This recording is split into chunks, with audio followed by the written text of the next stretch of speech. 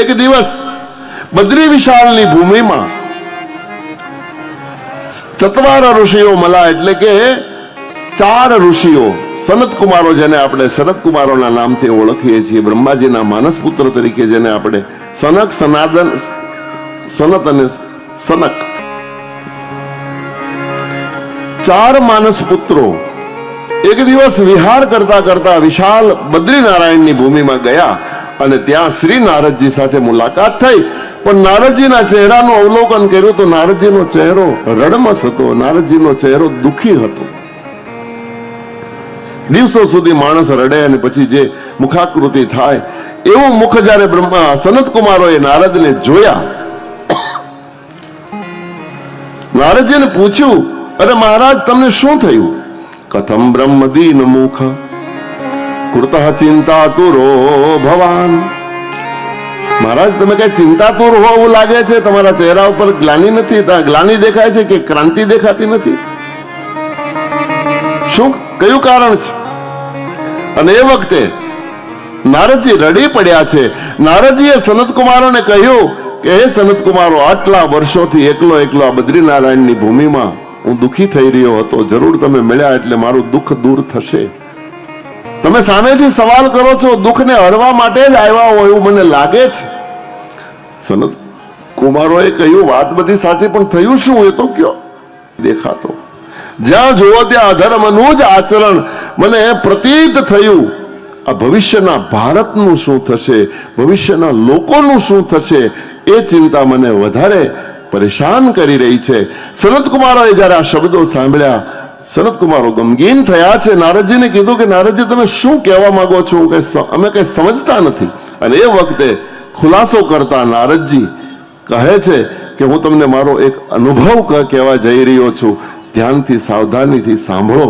એક દિવસ હું વૃંદાવનમાંથી પસાર થતો હતો અને એ વખતે વૃંદાવનથી પસાર થતો હતો અને મેં એક દ્રશ્ય જોયું. વન હતું, વગડો હતો, જંગલ હતું અને એકાંત વિસ્તારમાં એક યુવતી બેઠી હતી અને એની બાજુમાં 2 વૃદ્ધ પુરુષો એના ખોળામાં માથું નાખીને સૂતા હતા.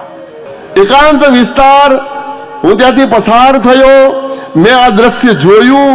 મેં વિચાર્યું કે આ દ્રશ્ય મારે જોવાલાયક નથી. હું નીચે જોઈ અને એ સ્થળ પાસ કરી ગયો, થોડોક આગળ જતો રહ્યો તો એ યુવતીએ મને પાછળથી સાદ કર્યો, મને બૂમ પાડીને બોલાયો, મહારાજ ઉભા રહો. ભો ભો સાધુ ક્ષણમ તિષ્ઠા. લાવો. ભો ભો સાધુ ક્ષણમ તિષ્ઠા મશ્ચિંતામપી નાશય. એ મહારાજ ઉભા રહો. યુવતીએ બૂમ પાડી, ત્યાં છે. અને એ વખતે શ્રી નારદજી ત્યાં પસાર થયા અને નારદજીને જતા જોયા, નારદજીની કરતાલ સાંભળી અને ભક્તિ મહારાણી સામે જોવે તો નારદ દેખાયા. એટલે હાથ ઊંચો કરીને સાદ કર્યો, મહારાજ ઓરા આવો, મને તમારું દર્શન આપો. ભો ભો સાધુ ક્ષણમ તિષ્ઠ મશ્ચિંતામપી નાશય. મારી ચિંતાનો વિનાશ કરતા જાઓ. શ્રી નારદજી નજીક આવ્યા છે અને હાથ જોડીને કીધું, દેવી તું કોણ છો? શું કામ મને બોલાવ્યો? તારે શું કામ છે? અને એ વખતે એ દેવીએ કીધું, દર્શનમ તવ લોકસ્ય સર્વસાદ હરમ પરમ. એ મહારાજ, આપ સંત છો, દર્શન આપશો તો પણ મારું દુઃખ દૂર થઈ જશે. કૃપા કરીને મને દર્શન આપો. નારદજી નજીક આવે છે. નજીક આવીને પ્રશ્ન કર્યો, દેવી તું કોણ છો? અને પ્રશ્ન કર્યો ત્યારે ભક્તિ પોતાનો પરિચય આપે છે. ઉત્પન્ના દ્રવિડેત સાહમ વૃદ્ધિમ કર્ણાટકે ગતામ. મહારાજ, મારો જન્મ દક્ષિણ ભારતમાં થયો, મારું નામ ભક્તિ છે. વૃદ્ધિમ કર્ણાટકે ગતામ. દક્ષિણ ભારતમાંથી હું આગળ વધી કર્ણાટકમાં આવી, થોડી મોટી થઈ. ક્વચિત ક્વચિત મહારાષ્ટ્રે, ત્યાંથી આગળ વધી મહારાષ્ટ્રમાં આવી તો યુવાન થઈ અને મહારાષ્ટ્રને વટી અને ગુજરાતમાં આવી તો ગુર્જરે જીર્ણતામ ગતા. ગુજરાતમાં આવતા હું જીર્ણ થઈ ગઈ મહારાજ. મેં વિચાર કર્યો કે આ જ્ઞાન અને વૈરાગ્ય પણ જીર્ણ થઈ ગયા, હું પણ જીર્ણ થઈ ગઈ, મારે અહીંયાથી આ સ્થાન છોડી દેવું જોઈએ. અને પરિણામે બંને બાળકોને ગોદમાં લઈ દોડતી દોડતી હું અત્યારે વૃંદાવનમાં આવી તો વૃંદાવન સંયોગાત પુનસ્ત્વમ તરણી નવાત. વૃંદાવનના સંયોગથી મને મારું તારુણ્ય, મારી યુવાની મને પાછી મળી ગઈ. હું તો યુવતી બની ગઈ, પણ વૃંદાવનમાં જ્ઞાન અને વૈરાગ્ય નામના મારા બે દીકરા એ આજ પણ વૃદ્ધ છે મહારાજ. એને જાગૃત કરો. એ બેશુદ્ધ છે, એને શુદ્ધિમાં લાવો. જ્ઞાન વૈરાગ્યને જગાડવાની વાત ભક્તિએ કરી એટલે નારદે કીધું આને છૂટા મૂકી દે. જ્ઞાન વૈરાગ્યને જગાડવા મારા માટે ડાબા હાથનો ખેલ છે, હમણાં જગાડી દઉં. બંનેના કાન પાસે જઈ અને વેદનું આખું પારાયણ કર્યું, વેદ સંહિતાનો પાઠ કર્યો, ગીતાનું જ્ઞાન સંભળાયું. પણ છતાં જ્ઞાન વૈરાગ્ય જાગૃત ન થયા. જ્ઞાન વૈરાગ્યને જગાડવામાં જ્યારે નારદજી નિષ્ફળ ગયા છે, નારદજીએ વિચાર કર્યો કે આ જ્ઞાન વૈરાગ્યને જગાડવા માટે હવે હું શું કરું. જો બહુ સુંદર આ સંસારના જ્ઞાન અને વૈરાગ્યને જગાડવા માટેનો નારદજી બહુ ઉપાય કરે છે અને આપણે બધાએ પણ પ્રયત્ન કરવો જોઈએ. જ્ઞાન અને વૈરાગ્યને મારા તમારા જીવનમાં સૂતેલું છે એને જગાડવું જોઈએ. અધ્યાત્મ અર્થ એમ કહે છે કે જ્ઞાન વૈરાગ્યને જગાડવા માટે પ્રવૃત્ત થવું જોઈએ. નારદજી નિષ્ફળ ગયા, પ્રયત્ન કરવા છતાં નિષ્ફળ ગયા. કારણ એ હતું નારદજી જ્ઞાન અને વૈરાગ્યને વાણીથી જગાડવા માંગે છે અને જ્ઞાન અને વૈરાગ્ય વાણીની વસ્તુ છે જ નહીં. એ વાણીથી પર વસ્તુ છે. એને તમે વાણીથી કેવી રીતે જગાડી શકો? વૈરાગ્યનો અર્થ છે કે સર્વસ્વ છૂટી જવું.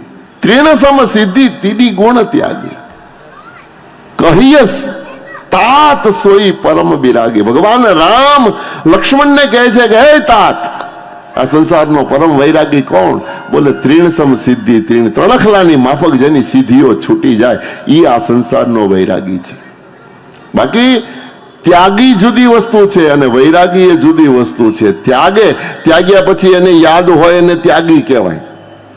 ભર્તુહરિના જીવનમાં ઘટના 92 લાખ માળવાનો માલિક ભર્તુહરિ 92 લાખ માળવો છોડીને ભિક્ષા દઈને મૈયા પિંગળા નીકળી તો ગયો, પણ ભગવાન શંકર પાર્વતી સ્મશાને એની પરીક્ષા લેવા માટે આવ્યા અને ખીચડી રાંધીને પાછી આપવાની વાત થઈ ત્યારે 92 લાખ માળવો યાદ આવ્યો અને શંકરને કહે કે મહારાજ તમને ખબર, તમે મને ઓળખતા નથી, હું 92 લાખ માળવાનો માલિક, મેં 92 લાખ છોડ્યો, તમારી ખીચડી કઈ હિસાબમાં? શંકરે ખીચડીનો કર્યો ઘાન પાર્વતીને કીધું જો સાંભળે છે આના મગજમાં 92 લાખ ઘૂમે છે. ત્યાગ્યો છે પણ ભૂલ્યો નથી.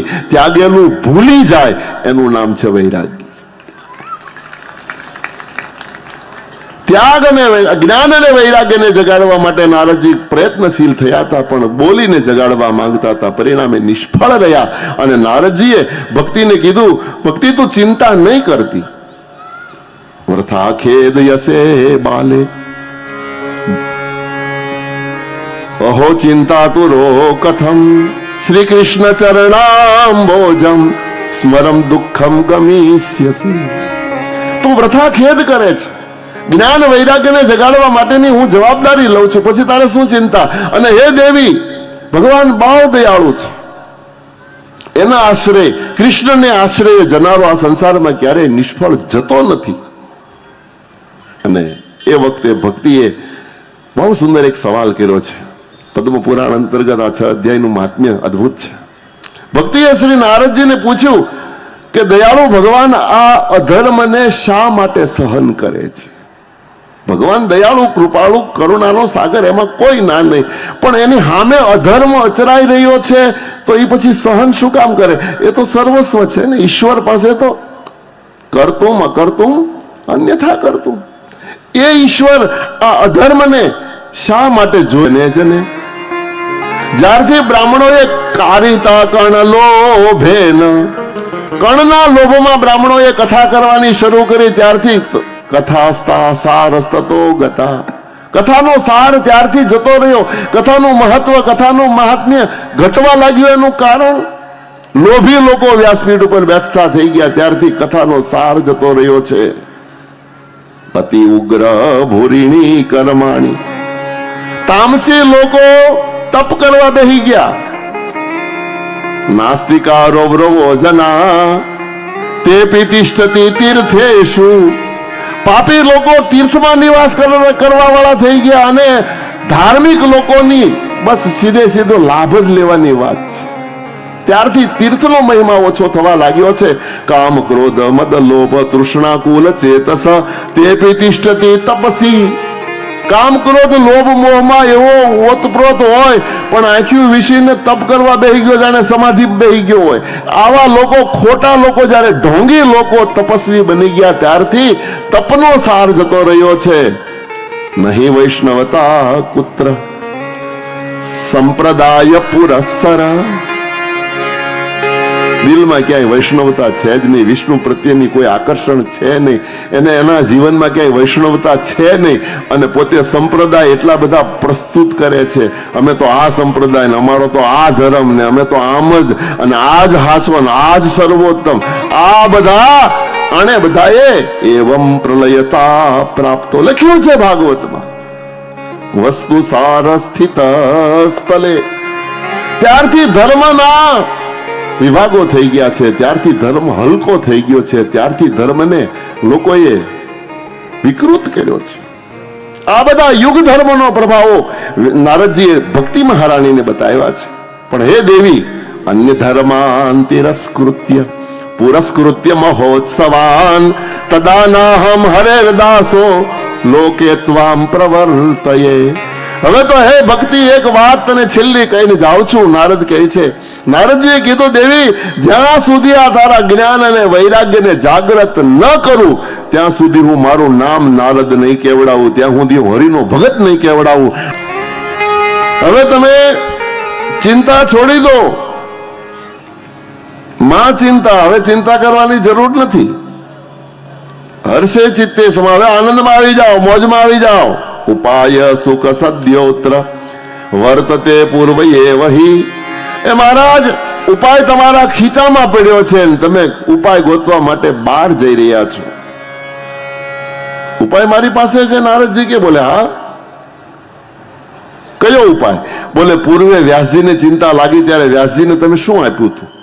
બોલે વ્યાસજીને તો મેં ભાગવત આપ્યું હતું. બોલે ભાગવતથી વ્યાસજીની ચિંતા ટળી ગઈ હતી? બોલે હા.